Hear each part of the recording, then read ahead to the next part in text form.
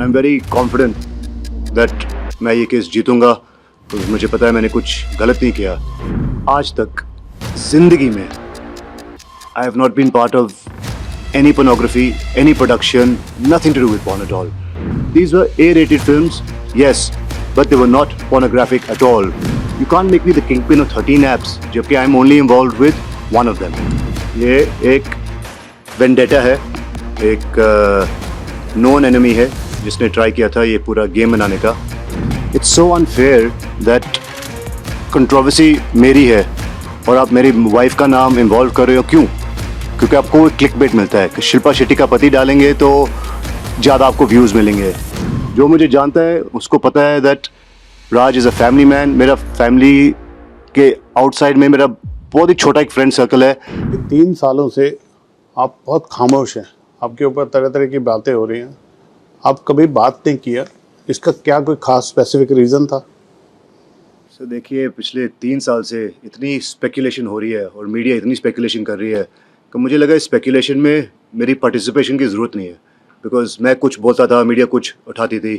तो I realize sometimes silence is bliss. लेकिन जब बात फैमिली पे आती है और फैमिली मेम्बर्स को इन्वॉल्व किया जाता है, देन आई फील समवेयर एक टाइम आता है कि I should come out and speak and people should realise truth क्या है। बिकॉज कई बार मुझे ऐसे लगता है कि मैं चुप रहा हूँ तो पीपल हैव मिसकंस्ट्रूड कि ये साइलेंस, ये चुप है, कुछ बोल नहीं रहा, तो is there any truth to the facts. और अलग से I have full faith in the judiciary. लड़ रहे हैं कोर्ट में, डिस्चार्ज के लिए लड़ रहे हैं। पिछले 3 साल से शायद जो 13 लोग एक चार्जशीट पे हैं, उनमें से मैं एक अकेला हूँ जो बोल रहा हूँ कि ये केस को जल्दी नतीजे तक पहुँचा जाए।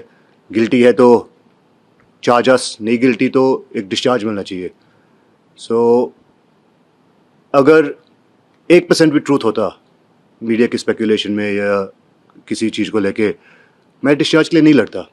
आपको पता ही है इंडिया में आप केसेस लोअर कोर्ट से चलाते हो, फिर सेशंस, फिर हाई कोर्ट, फिर सुप्रीम कोर्ट। खींचने में तो मैं 25-50 साल खींच लूँगा, लेकिन आई वांट जस्टिस, और ये 3 साल से मैं इस जस्टिस के लिए लड़ रहा हूँ। मुंबई पुलिस ने आपके ऊपर एफआईआर की, आपको अरेस्ट भी किया था, बाद में उसमें जमानत मिल गई। कितने दिन आप प्रिजन में रहे थे? मुझे 63 डेज़ रखा गया अंदर। और ये एक डिटेंशन सेंटर होता है। पहली बात तो सबको लगता है कि Arthur road jail is the full and final jail. ये डिटेंशन सेंटर है जहाँ पे जब उनकी इंक्वायरी चल रही होती है, they need to make sure कि कुछ फैक्ट्स और विटनेसेस के साथ टैंपर ना किया जाए, तो दे कीप यू देयर। एक बार चार्जशीट सबमिट हो जाता है तो फिर then you can apply for your bail. तो आई थिंक इतना ही मेरे लिए कहना काफ़ी है कि जो बेल मुझे मिली, अगर आप बेल का ऑर्डर पढ़ते हो जिसमें किसी का एलिगेशन नहीं है मेरे ऊपर, तो वो समझ आ जाता है दैट आधी जीत तो उसी में थी। 63 डेज रखने के बाद बेल मिलना would have been impossible if there were any truth to the matter. So I thank the judiciary system. Faith reiterate हो गया थोड़ा सा और। बड़ा ही मुश्किल टाइम था वो 63 डेज बिना फैमिली निकालना। और जैसे मैं बोल रहा हूँ, मैं कोर्ट में लड़ रहा हूँ and I am very confident that मैं ये केस जीतूंगा, बिकॉज मुझे पता है मैंने कुछ गलत नहीं किया। बट मेरे वो 63 डेज़, मेरी रेपुटेशन, मेरे फैमिली पे एलिगेशंस, मेरे पे एलिगेशंस, वो कभी वापस नहीं मिलेगा ना। वो रिस्पेक्ट जो उस टाइम पे खोई हमने, that was very painful. I don't know what to say. वो 63 डेज़ कभी वापस मिलने नहीं वाले and we have to keep fighting. But I am just hoping कि ये सब होने के बाद अगर जस्टिस इज सर्व्ड और ट्रूथ बाहर आता है तो आई बी रियली हैप्पी। आपके ऊपर एक बहुत बड़ा गंभीर आरोप लगा, आपको पॉर्न वीडियो मेकर बोला गया, पॉर्न वीडियो किंग बोला गया। कितनी सच्चाई है, क्या इसकी हकीकत है? आज तक जिंदगी में I have not been part of any pornography, any production, nothing to do with porn at all. तो ये जब एलिगेशंस बाहर आए तो it was very hurtful, because कुछ फैक्ट्स तो होने चाहिए साथ में, कुछ एविडेंस तो होना चाहिए साथ में। The reason the bail happened is because there were no facts to this, there was no evidence. एक एलिगेशन के ऊपर अरेस्ट किया गया, एक एलिगेशन के ऊपर ट्रायल बाय मीडिया किया गया मेरे साथ। So it was a very painful time when I know कि मैंने कुछ गलत किया नहीं है. जहाँ तक रही बात एक ऐप चलाने की, तो मेरे बेटे के नाम पे एक लिस्टेड कंपनी थी, एक टेक्नोलॉजी कंपनी थी, और हम टेक्नोलॉजी सर्विसेज प्रोवाइड करते थे. उनमें से एक टेक्नोलॉजी सर्विस हम देते थे, मेरे ब्रदर इन लॉ की कंपनी कैनरिन थी, जिसमें उसने एक ऐप लॉन्च किया था.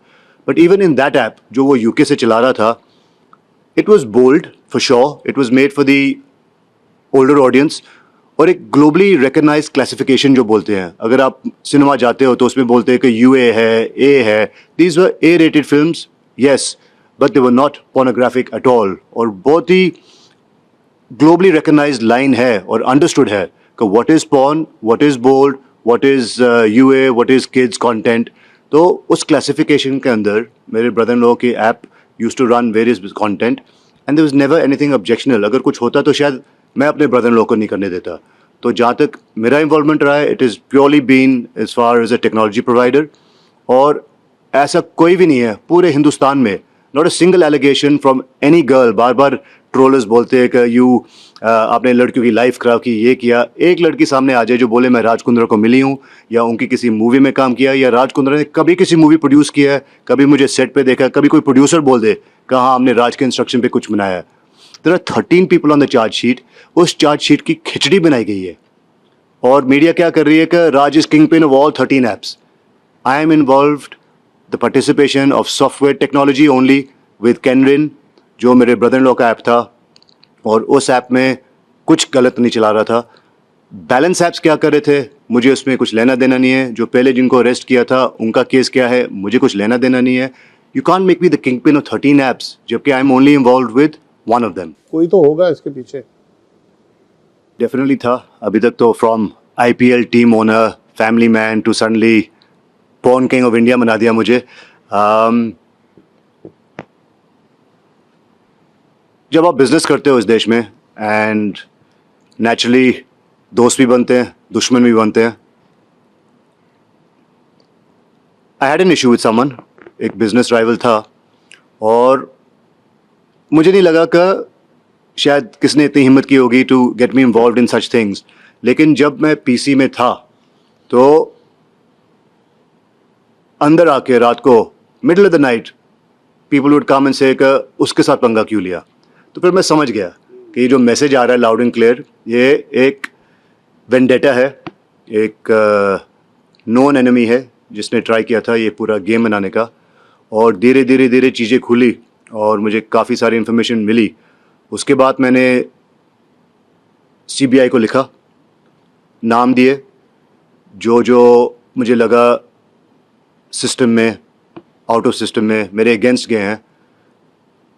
एंड आई होप इंक्वायरी खुलती है और उनको साफ साफ नज़र आ जाएगा that this was nothing but vendetta, मेरा नाम खराब करने के लिए. हमसे कभी वो नाम शेयर करना चाहेंगे आप? सर मैं क्या करूँगा नाम शेयर करके. I think late justice be served, Karma will be served. I was angry but I can't do anything about it. Karma will be served. आपकी प्रॉपर्टी शिल्पा जी की और आपकी शायद वो कंबाइंड प्रॉपर्टी, वो भी ईडी ने सीज की थी, कुछ 98 करोड़ की प्रॉपर्टी. क्या स्टेटस है उसका अभी? सो पहली बात तो वो आप केस समझोगे तो यू विल ऑल्सो अंडरस्टैंड, और जो अटैचमेंट ऑर्डर भी लिखा आता है, you will see on the attachment order clearly उसमें लिखा है that we have no evidence of any funds going to Raj. ये केस क्या है, एक अमित भारद्वाज करके एक क्रिप्टो किंग था, दुबई में रहता था. जब मैं उसे मिला था 2017 में शायद, उसके ऊपर कोई एफआईआर नहीं था. एक रिस्पेक्टेड बिजनेसमैन था, आर्टिकल्स बड़े बड़े थे उसके ऊपर, बहुत सारा गूगल किया मैंने. तो मुझे वो बंदा इंटरेस्टिंग लगा. So when I met this person, उसको बिटकॉइन में काफ़ी सारा काम करना था, माइनिंग में. और मैं एक इजराइल में एक दोस्त को जानता था जो इस टेक्नोलॉजी में काफ़ी सारा एक्सपर्ट है. तो मैंने जब दोनों को मिलाया, अमित को ये बंदा बहुत समझ आया कि भाई टेक्नोलॉजी में ये है अच्छा और मैं इसके साथ करना चाहता हूँ. तो ही अग्रीड का मैं एक $5 मिलियन इन्वेस्ट करूँगा जिसमें $1 मिलियन साइनिंग होगी. और मेरा इसमें था कि अगर ये डील सक्सेसफुल हो जाती है तो 20% मेरा एक स्वेट इक्विटी था इंट्रोड्यूस करने का. Now remember this, British citizen, Dubai में मिला हूँ एक एनआरआई से, इजरायली पार्टी. तो पहली बात तो मुझे समझ नहीं आई कि ईडी का इन्वॉल्वमेंट कहाँ से आया इसमें. उसके बाद quantum of money received not to me directly to the introduction was $1 million. $1 million वो रेट पकड़ लो, आज का रेट पकड़ लो, 7 करोड़ से ऊपर का केस नहीं बनता। अगर कोई केस भी बनता है, उन्होंने पकड़ लिया बिटकॉइन वैल्यू। बिटकॉइन तो एक रिकग्नाइज करेंसी भी नहीं है पहली बात, और डील हुई है पेपर में $1 मिलियन की, वो अभी क्रिप्टो में भेजे, गोल्ड में भेजे, सिल्वर में भेजे, ये सारी चीज़ें हम लोग कोर्ट में लड़ेंगे, so it's not a problem. I went as a witness, मुझे बुलाया गया 6 साल बाद, 6 साल पहले, दैट अमित भारद्वाज के साथ आपकी कोई डीलिंग थी, बता दो।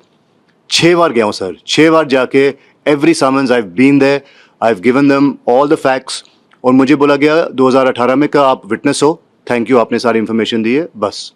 कट टू 2024 में, without intimation, all my properties are attached, और ये बात मुझे समझ नहीं आई।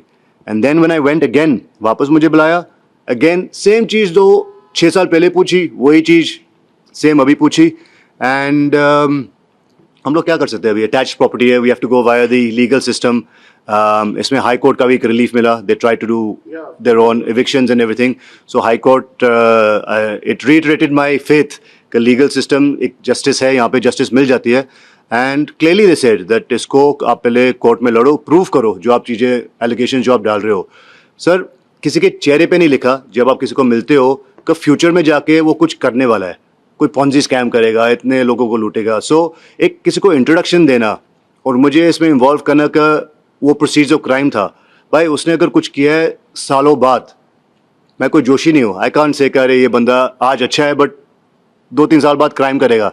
The day I dealt with him, उस बंदे के ऊपर कोई FIR नहीं था, क्लीन चिट था, और मैंने सिर्फ एक इंट्रोडक्शन दी उसको, और वो इंट्रोडक्शन इतनी महंगी पड़ गई है दैट बिना मतलब माई प्रॉपर्टीज आर अटैच्ड।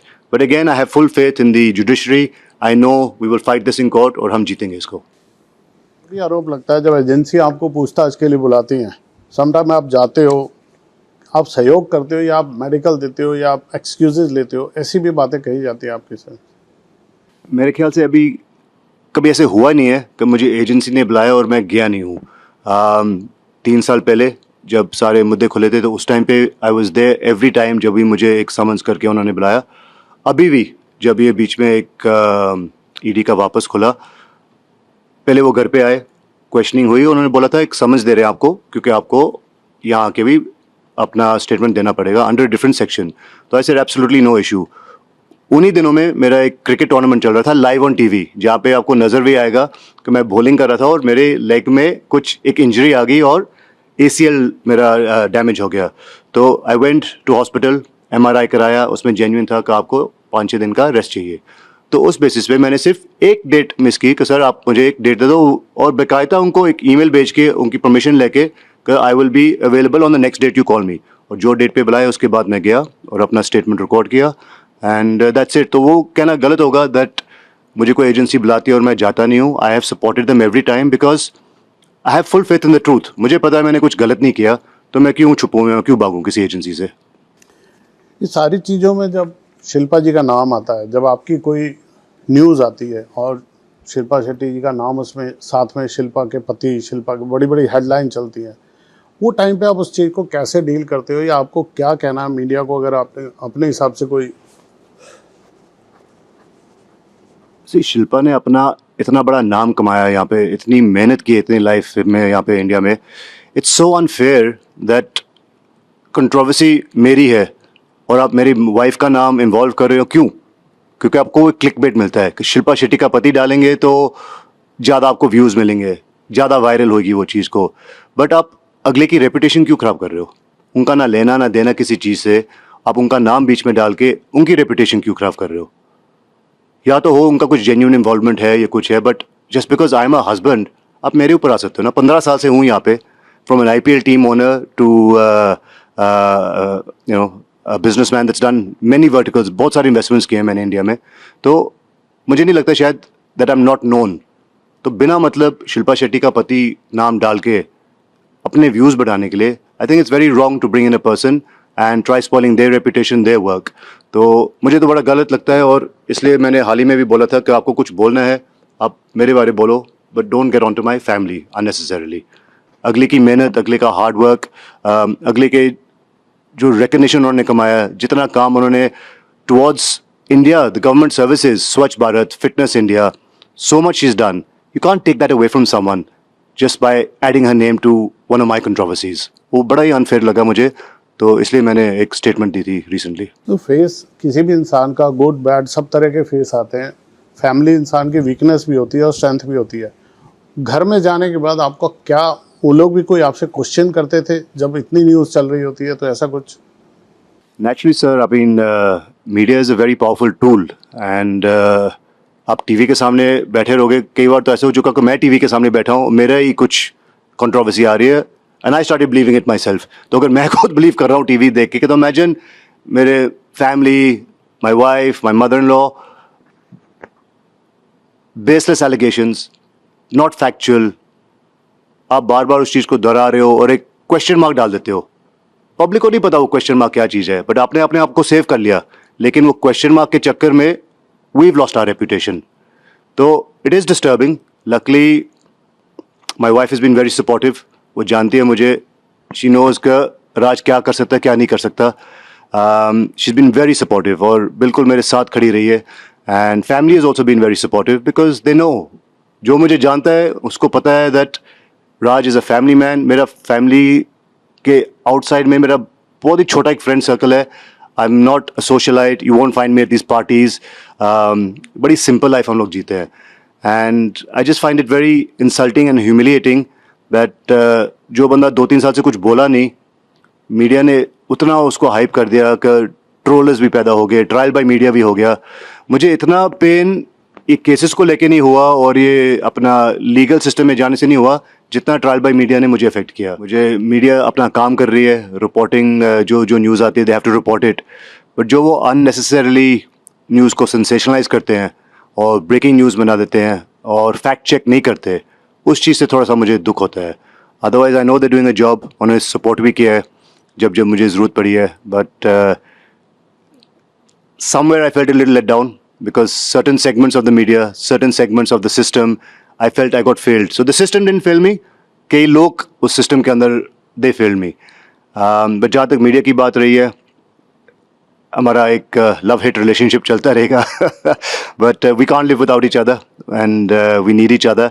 बस यही है दैट फैक्ट्स आने चाहिए सामने और unnecessary hyping up something that's not true वो अवॉइड किया जा सकता है। मैं लास्ट में सिर्फ ये पूछना चाहता हूँ कि आपको क्या लगता है पर्सनली, आपके एडवोकेट्स बोलते हैं आप इन मुसीबतों से निकल पाएंगे, आप अपने आरोपों से बरी हो पाएंगे सिस्टम से? जी बिल्कुल, 100%। आई have full faith in the judicial system है। अगर मुझे लगता है कि मैंने कुछ किया, आई know I am not guilty of anything, अगर मुझे लगता 1% भी, तो आपको लगता कि मैं अपने डिस्चार्ज के लिए इतना हार्ड फाइट करता? 13 लोग हैं उस डिस्चार्ज, उस चार्जशीट पे, किसी एक ने नहीं फाइल किया। सब बोल रहे कि इस केस को 20-25 साल खींचो। मैं ही एक हूँ जो पिछले 3 साल से दिन रात लड़ रहा हूँ लॉयर्स के साथ। हम लोग अपना खर्चा कर रहे हैं, काम को अपना डिस्चार्ज चाहिए। We want to fight our case, present our case. लेकिन पिछले 3 साल में अनफॉर्चुनेटली जहाँ पे मेरा केस है उस कोर्ट में 3 बार जजेस बदल चुके हैं, but that is part of the system. एक तो इतने केसेस है इस देश में दैट इट टेक्स टाइम, तो I know with time sooner or later I will get it, but यही है कि ज़्यादा टाइम लग गया तो justice delayed is justice denied. तो आई होप वो जल्दी हो जाए और मुझे 20-25 साल ना वेट करना पड़े to get my clean chit, but I know I have done no wrong and the truth will be out soon. कुछ नहीं, बस प्लीज़ आप स्पेकुलेट मत करें कुछ भी। कुछ है, आई एम एक्सेसिबल, मेरी PR टीम एक्सेसिबल है। Check the facts, then go ahead and say what you have to. आप बिना मतलब एक एलिगेशन डाल के क्वेश्चन मार्क डाल दोगे और कुछ भी कैरी करोगे, I think that's wrong. If you think there's something, speak to my PR team, send a message directly to me, check the facts and carry the truth. That's all I request.